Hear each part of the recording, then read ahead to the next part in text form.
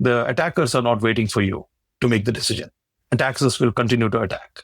And just because you're not able to see it doesn't mean the attack has not happened. This is KBcast. As a primary target for ransomware campaigns, it's security and testing and performance and scalability. Risk and compliance. We can actually automate that. take that data and use it. Joining me now is Rajesh Khazanchi, CEO and co-founder at ColorTokens. And today we're discussing how being breach ready is more than just a mindset, it's about implementation. So Rajesh, thanks for joining me and welcome. Thank you for having me. Okay, so Rajesh, I'm really curious to know, given your position, your role being the co-founder, ColorTokens often leads with be breach ready, as I've worked a lot with your team over the years. So perhaps I want to get into the mindset and tell me sort of this, what does this mean to you being a CEO? Absolutely. See, from ColorTokens' point of view, breach ready means an organization's ability to continue operating securely even after an attacker has gained access. That's the foundational principle in which we are operating against. And this is by minimizing an impact, preventing lateral movement, and isolating your critical assets, your crown jewels, in a real time. This is the foundational principle in which we are talking about breach ready. So think it like from a perspective of 3-4 core concepts. One is assume breach mindset, because most of the traditional systems that you talk about are focused on preventing attacks.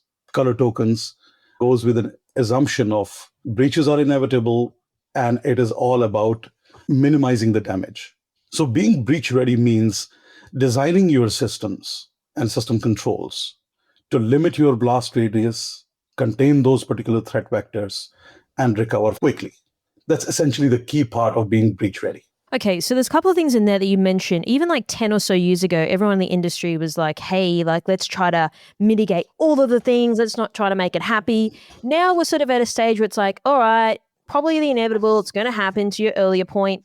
Would you say, though, given your role and the customers that you're sort of speaking to on the front line, do they have that mindset of like, I am sort of breach ready, Rajesh? Or where does that sort of sit with you when I ask you that question? Well, they're still understanding what this entire concept means, but they're very much aware that when attack happens, and how does attack happen? Let's try to understand that.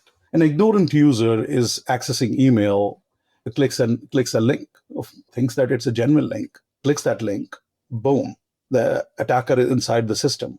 And generally, most of the employees, they have either VPN access or grant access, or they are inside their offices, and that particular system is compromised. And this can happen over and over again. And this is not someone malicious user who is trying to create some kind of a damage. This is an ignorant user. And when you actually have that core concept, and then you say, okay, now I am into this situation, and we have seen so many customers, when this particular attack happens, they just don't know what needs to be done. They're extremely in a panic state. All they think about is bringing these particular systems down. But when these systems are down, their business is down. And you might have seen so much of information coming across that this particular manufacturing, this particular plant, this financial services company is out of business for about 2-3 days before they actually can recover. So when we talk to customers, this entire mindset that if we want to get there, how do we get there? There's a gap in knowledge and understanding how to become breach ready. And we actually help them foundationally bridge that particular gap.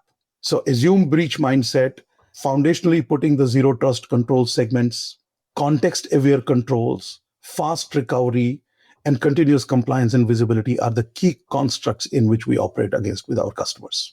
So would you say when a CISO, for example, is communicating to his board or senior executives like, okay, we can just assume a breach is going to happen, how do you think that narrative sort of sits, given some of these board sort of folks aren't traditionally from a tech or cyber background, so they might not want to hear, hey, we could be breached, whereas a better narrative in their mind in terms of if they're shareholders or if there's ongoing reports that they need to provide to investors, for example, how does that sort of sit, would you say, in terms of that conversation of we need to be breach ready regardless, but again, people might not want to hear that? It's a great question you're asking. This was exactly happening 5 to 6 years back. Board members didn't want to hear that. And they just say, we have IT operations team, we have security team. They should be able to control manage it. But they have been consistently hearing this, right, from other board members or within the organization, that these are inevitable. So there's a lot of maturity in the last few years we have seen, especially with board members, where they're saying, no, this is extremely important. We understand attack vectors can come from different places. Let's actually have this conversation and understand what needs to be done. So in board conversations today, it's more about the preparation. If this happens, give me exactly set of things that you would want to do. And there are SEC guidelines now. In some cases, you have 48 hours. In other cases, you have 72 hours to report back to the board as to what are your mitigation plan. And a lot of times in 72 hours, you just don't even know what has happened.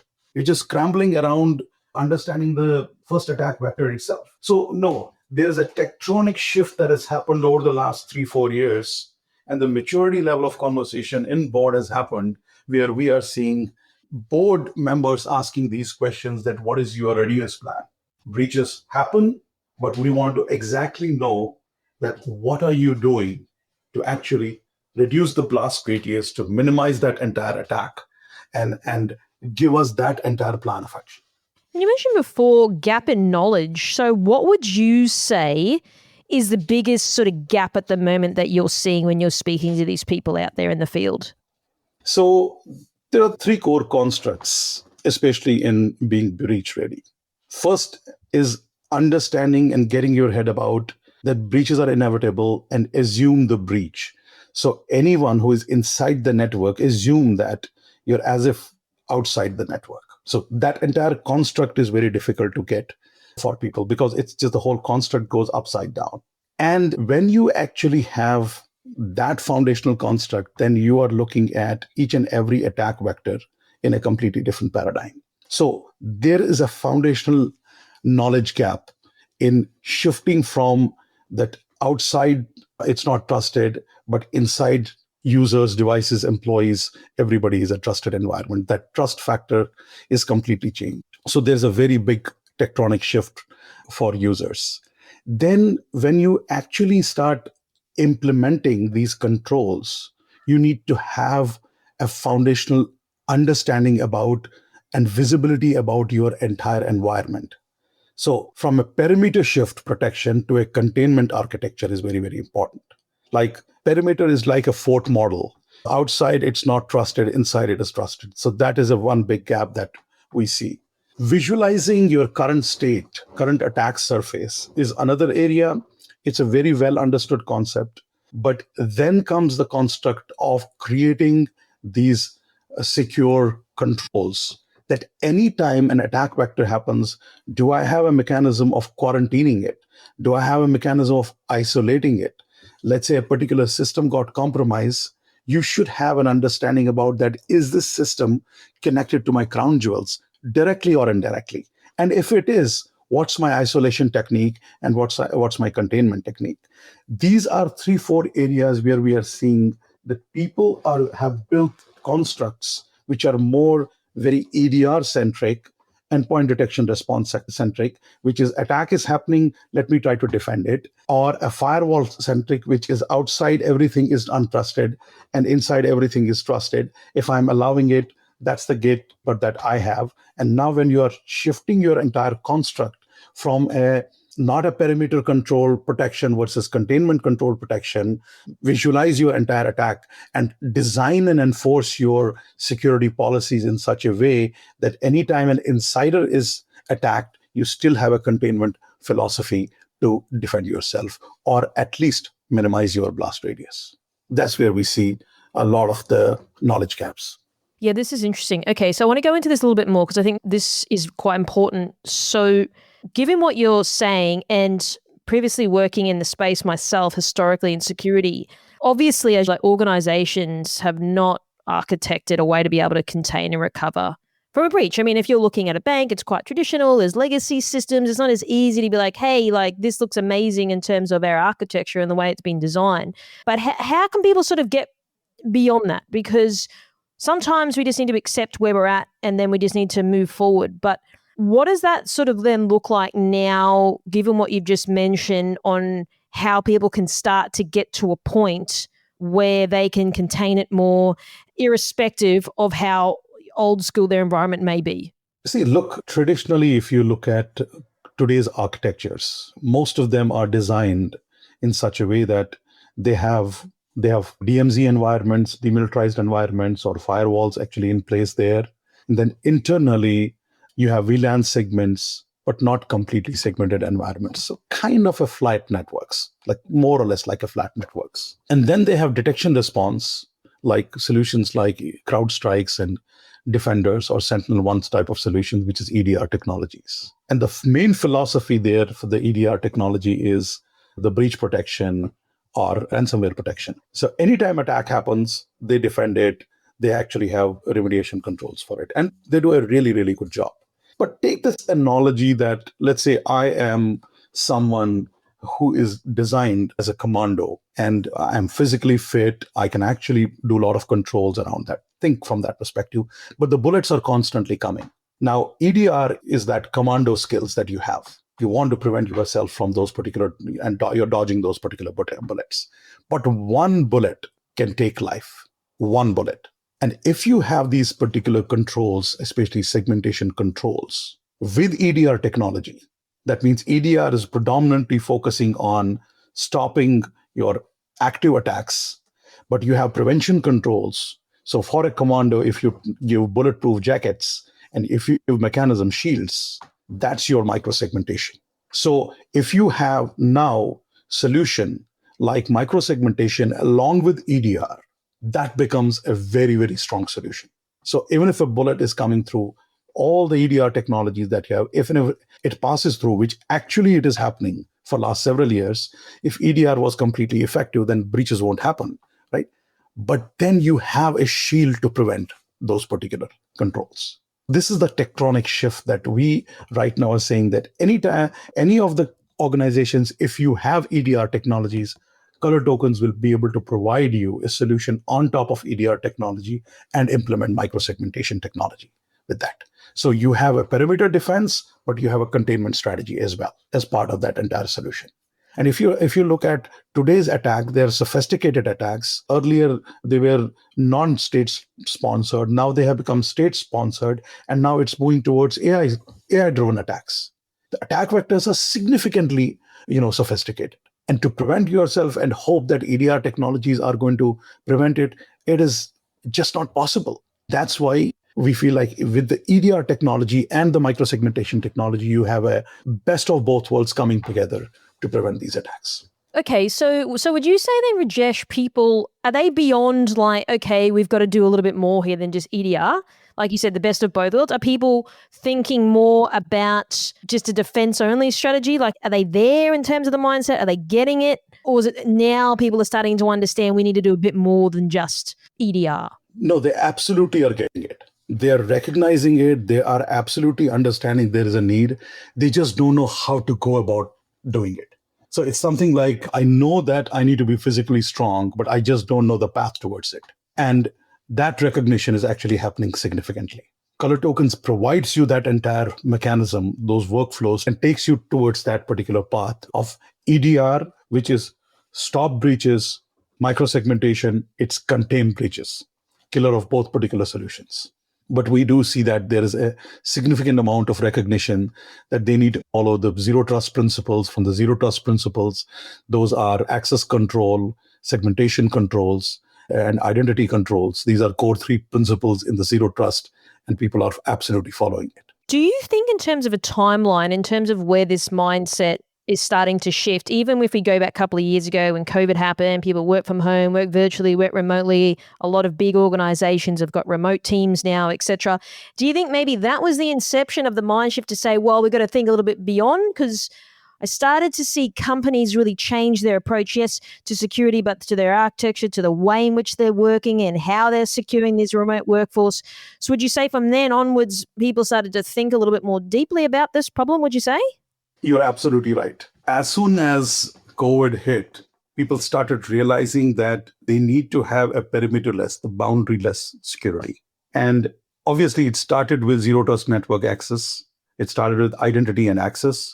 These two were the two waves that came in. That's why you saw the zero trust network access solutions really catching momentum, identity solutions catching momentum. But they've well gone past that because working from home and working remotely was a very important area. Now we are clearly seeing the tectonic shift happening towards the segmentation because that's the third pillar of zero trust. So you're spot on. COVID hit. A lot of organizations were not ready. It took them a few years to really catch up to zero trust network access. So they controlled network access along with that identity. And now they are heading towards controlling their systems, devices, and servers and critical assets. So, but that was the way when it started, especially working remotely and working from anywhere.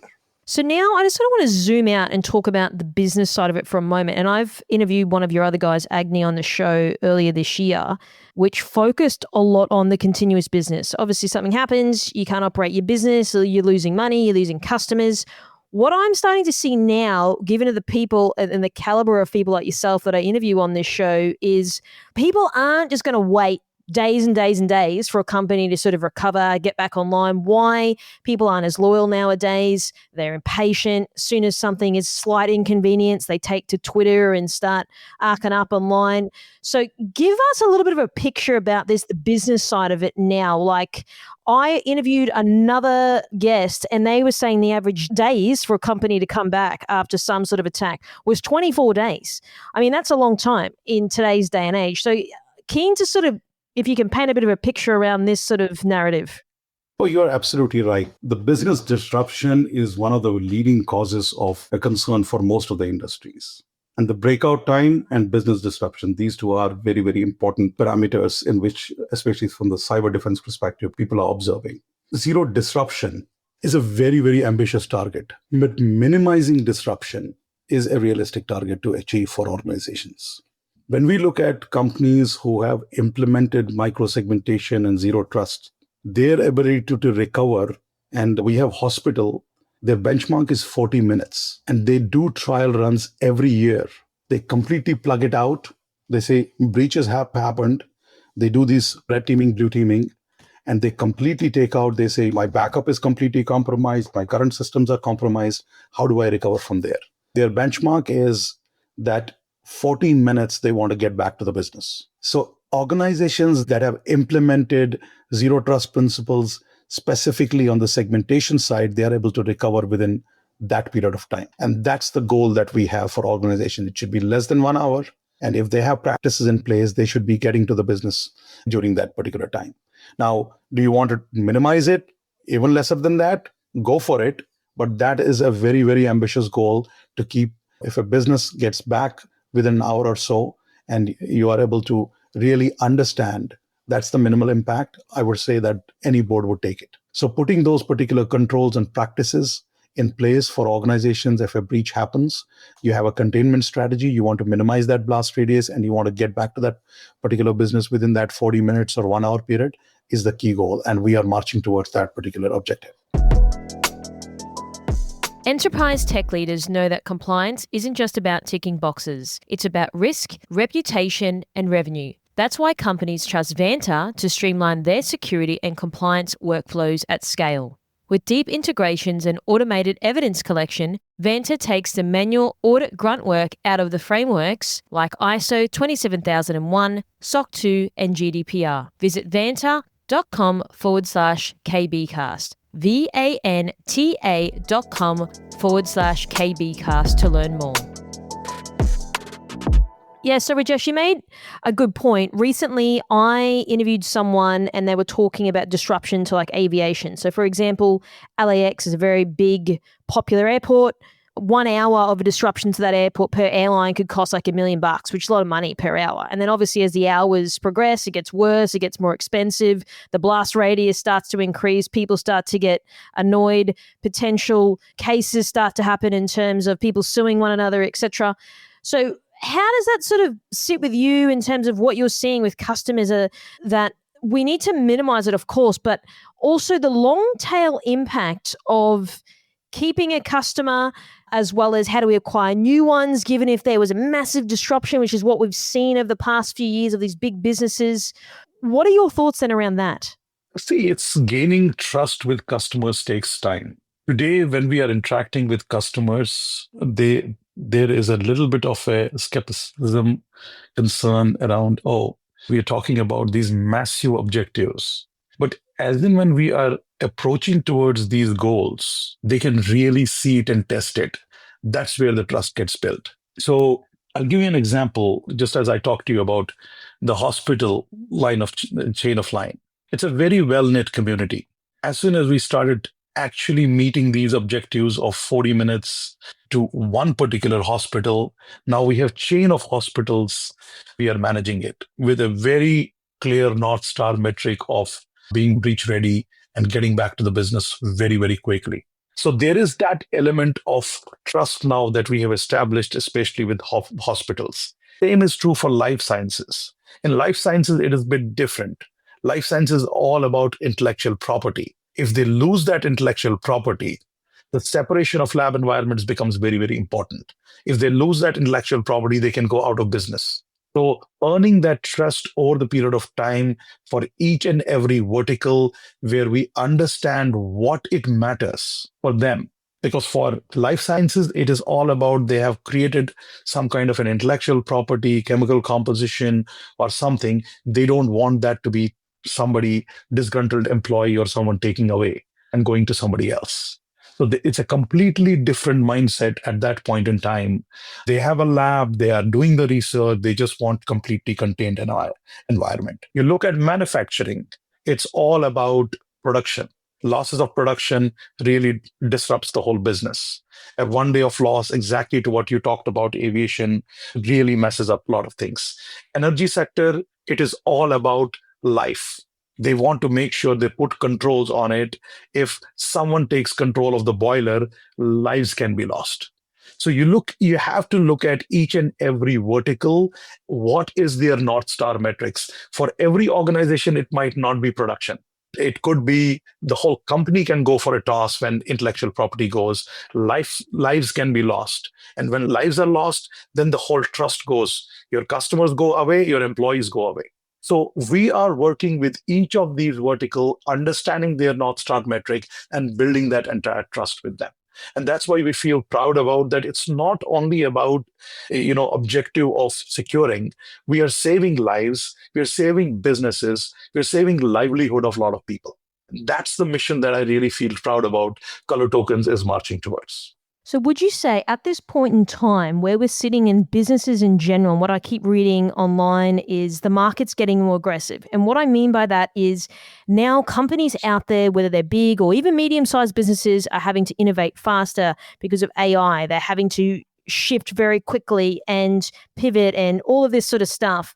So therefore, because they need to retain their customers because customers are going elsewhere, there's no loyalty anymore. It's not, I'm going to drive down to the bank and speak to the dude I've been, dealing with for 40 years. People don't care about that. They get it cheaper, faster, better. They're going to go elsewhere. So would you say that as a result of that, as a byproduct, it's putting more pressure on IT, security departments to make sure this stuff just keeps running in terms of potential revenue loss? So you mentioned before, the airline, $1 million, that's a lot of money. But then it's also, yes, the revenue, if you were to just look at that, but then also down the line, the revenue that could be lost as well. It definitely is putting a lot of pressure on IT and security companies. Expectation is completely different. We look at 20 years back, 25 years back, just a system administrator ratio between one system admin to servers where 1:20 to 1:30. These are not 1 to thousands of servers. Obviously, automation solutions have come in, but so have attack surfaces come in. So expectations are absolutely very aggressive. There is no question about it. But at the same time, that we as vendors really need to do a good job in making sure that we live up to our expectations.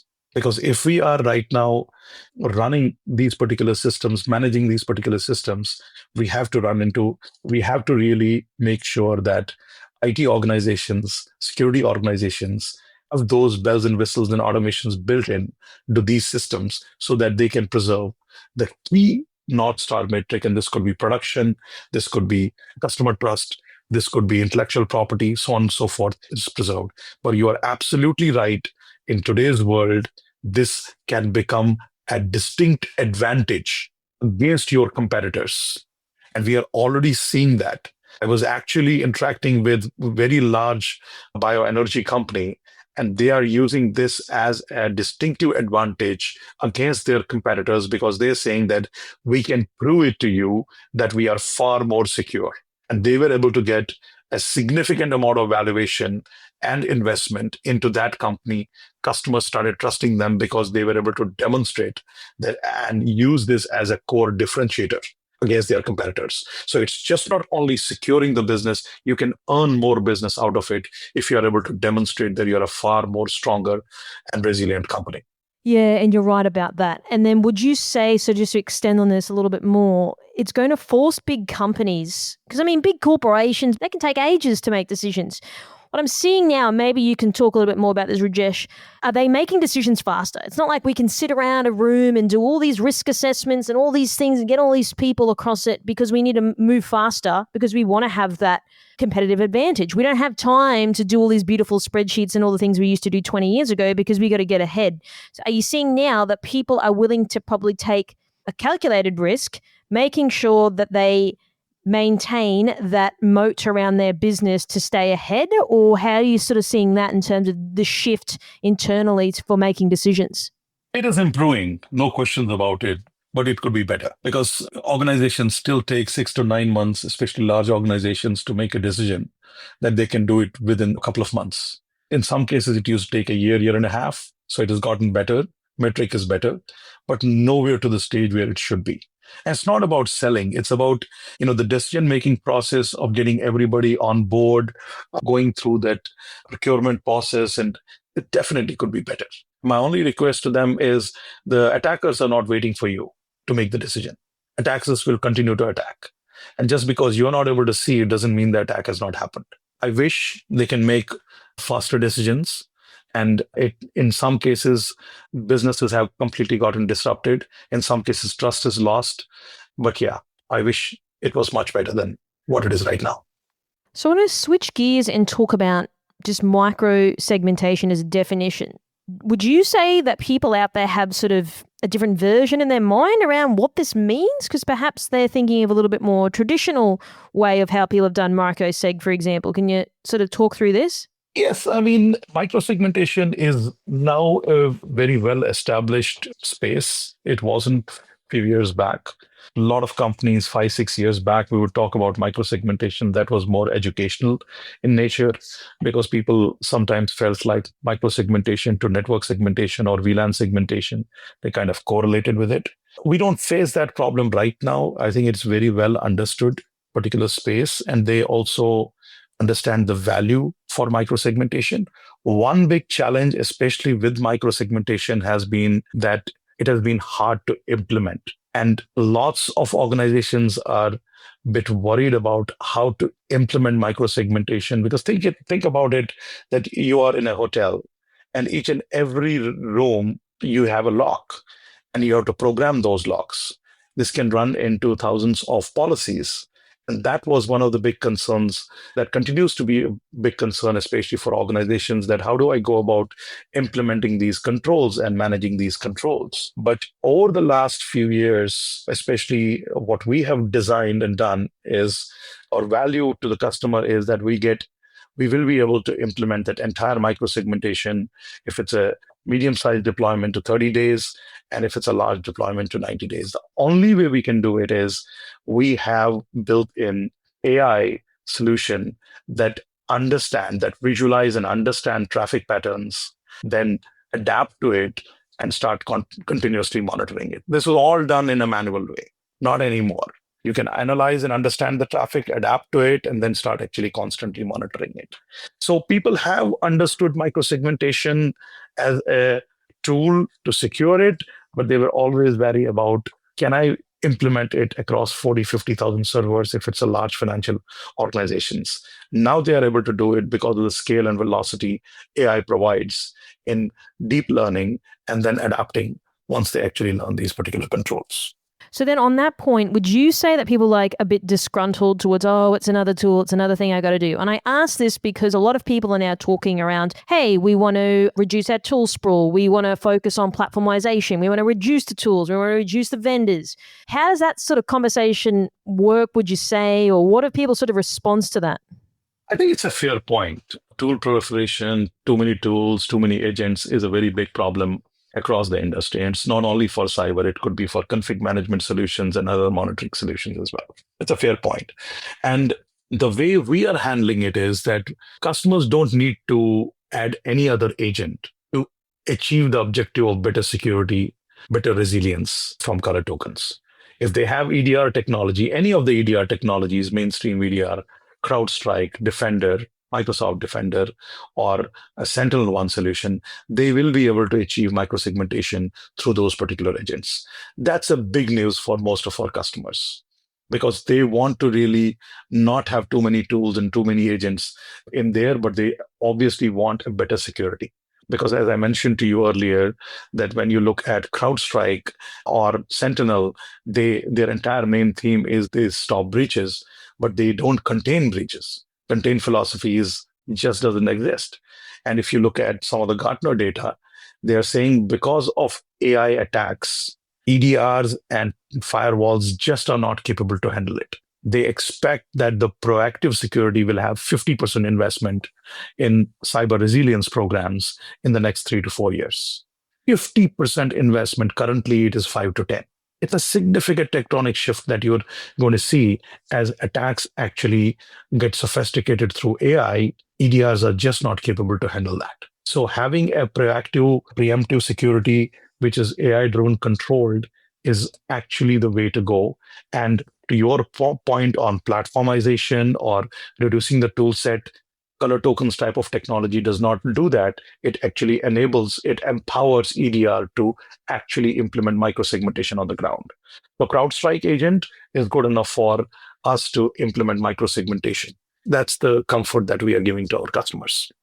So effectively, Color Tokens, to use an analogy, will swim beside these EDRs. So whether it's CrowdStrike, etc. So therefore, people don't have to think about, oh, we've got to deploy another agent. Because I think that's where people start to get a bit anxious, would you say? You're absolutely right. So a CrowdStrike type of an agent is enough to implement it, and we program those particular agents itself to achieve the objective of microsegmentation. You're spot on. So then looking forward, I know we've sort of covered a lot of ground here today. What do you sort of think, like when you sit back at the end of your week thinking about the industry or micro segmentation? What are your sort of thoughts now as of today, but also as we're rolling up to the end of the year into next year? What do you think sort of happening in this space right now? So AI will drive a lot of activities, and AI on both sides. AI from the attack vector side and AI on the defense side. And I think I alluded to that before, that there is going to be a significant amount of thought process in terms of proactive and preventive security. Significant amount of focus on that. Because if you're getting, I would say, a 5 MITRE techniques or 10 MITRE techniques that you have, you're going to get 1,000 of those different types of techniques in which your attack vectors come in. Thinking that you're actually, the amount of thought process AI attackers can bring in, it can be extremely overwhelming to any of the detection response systems. And one has to be prepared for it. The only way to actually defend yourself is being proactive. And you have a complete mechanism. Design your systems, design your networks, design your controls upfront for that inevitable situation. That's one. As I mentioned, AI would drive a lot of these particular things towards that closure. Third element is where we are seeing a clear progression happening. Today, or I would say in the last 5-6 years, operations technology was not considered as a focal point or an attack vector. They are becoming more and more visible to us, like manufacturing plants, critical infrastructure, aviation industry, pharmaceuticals, life sciences, hospitals. Those are getting attacked, and those are not getting attacked because you have a laptop or a server. Those are getting attacked on medical devices, proprietary systems, your boilers, your geysers, your non-standard operating systems, your HVAC systems, your logistics support systems. Those are going to be a very easy attack vector for any vertical. So making sure you have designs around that and you have preventive measures around that will be another area that, and countries can come down because of that. If your critical infrastructure is down, what are you going to do? Your power grid, your water supplies, those are foundational elements. So it's just getting into that serious note that you have one side, it is OT. The attackers are getting sophisticated through the AI driven, and defenders will also actually implement a lot of the AIs in that. And that's why the containment strategy, the proactive security strategy will become very, very important element. These are kind of the 3 or 4 core points we are looking at from a 2 to 3 year standpoint.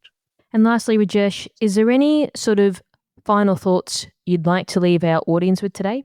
I just want all the audience to be aware that cyber is going to stay. Keep yourself safe.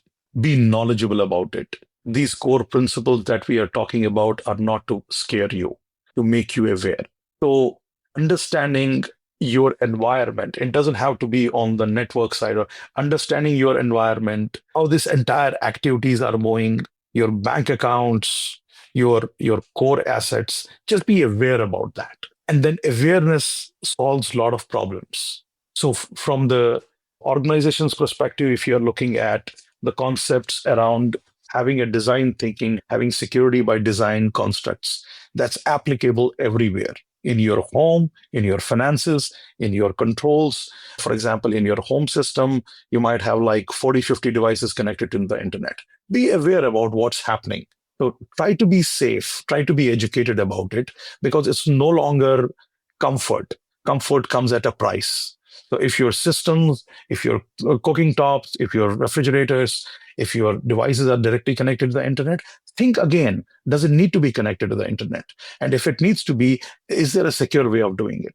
So just be aware about that. That's my line of sight for almost everybody, for kids, for grown-ups, and especially for older people who are not as much aware about it. This is on the personal side, on the organization side, from the large company side. I just want them to think about that having design principles in place pays a lot. Just being aware about where your infrastructure is, what your infrastructure is, how you can actually do design thinking about putting core constructs upfront will save you a lot of money later. So just thinking about detection response and EDR technologies and firewalling is just not enough for new set of attackers. This is KBcast, the voice of cyber. Thanks for tuning in. For more industry-leading news and thought-provoking articles, visit kbi.media to get access today. This episode is brought to you by Mercsec, your smarter route to security talent. Mercsec's executive search has helped enterprise organizations find the right people from around the world since 2012. Their on-demand talent acquisition team helps startups and mid-sized businesses scale faster and more efficiently. Find out more at mercsec.com today.